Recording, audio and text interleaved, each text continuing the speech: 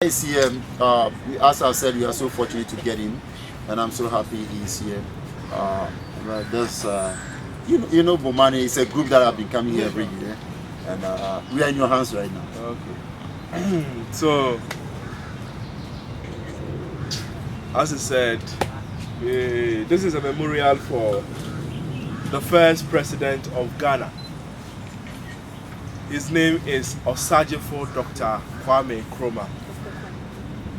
For efforts he made in the struggles towards our independence, as well as all the roles he played in promoting the cause of the African continent.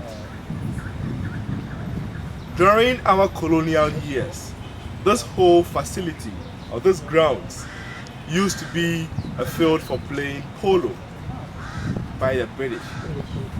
So it was called the Old Polo Grounds, which was actually meant for only whites.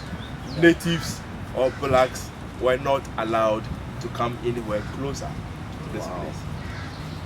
So some years later, when it was due for us to get independence, symbolically, he chose the same grounds to deliver his independence speech, more or less to spite the British.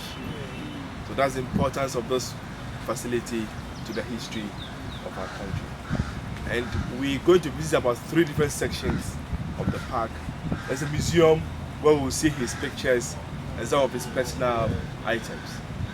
And there's also a mausoleum where his final remains have now been interred. And we have his statue and other ones on that side. So the tour itself is going to start from where his statue is, and then we'll end up in the museum. And in the course of the tour, we are allowed to ask as many questions as you may have. And my name is Edward, or you can call me Kofi, because I'm a Friday born. So once again, Kwame. Okay, let's go. Good to see you. Okay. That's it. Yeah. Anniversary here, briefly. So when in... Okay, so this was like Ghana celebrated 50 years of independence. Why?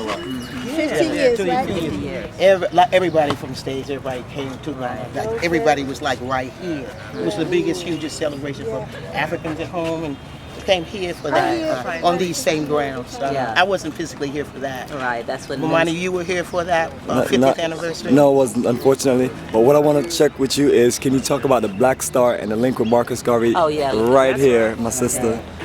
The Black Star. Okay, please let's just follow the guy. Okay. We'll do it inside. I was getting ready to get into Marcus Garvey, the Black Star line. Yes, go ahead and talk Black about Star, while we walk. The Black Star is symbolic of, well, for me, the Honorable Marcus Mosiah Garvey, as well as the Black Star that was for Africa, for the Africans at home and abroad, which is the star in Ghana's flag. You see, the red, of course, is for the blood that we shed.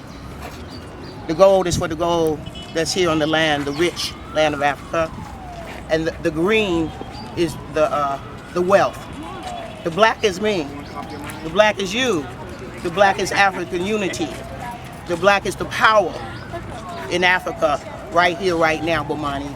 And this is very moving as we come in with this particular group here with Ross Marvin and the UNIA representing My brother from Kingston, Jamaica. Yes. Here in Africa. And also my brother finally, right there from Atlanta. I man give thanks. When you see the Black Star, what the first thing come to your mind? You see the Black Star here in Ghana for your first time here. The Honorable Marcus Mosiah Garvey. So we know said that Kwame Nkrumah had enough respect for Marcus Garvey and the principles and the philosophies of the Honorable Marcus Mosiah Garvey. But I man give thanks for Dr. Kwame Nkrumah, because as the first president of Ghana, you know, same do enough for us as African people to set up Ghana and to establish Ghana. And I'm on his ear now at the Kwame Nkrumah grounds. These grounds here is some very, very important grounds, because these grounds here, used to be controlled by the Europeans as a polo ground. Yes, that's right. And after independence, Kwame Nkrumah chose to make the independence speech right here. You know, so yeah, man. Yeah, you standing on that same holy ground. Yes, Holy ground. Holy ground. Holy ground. Yes, I. Absolutely.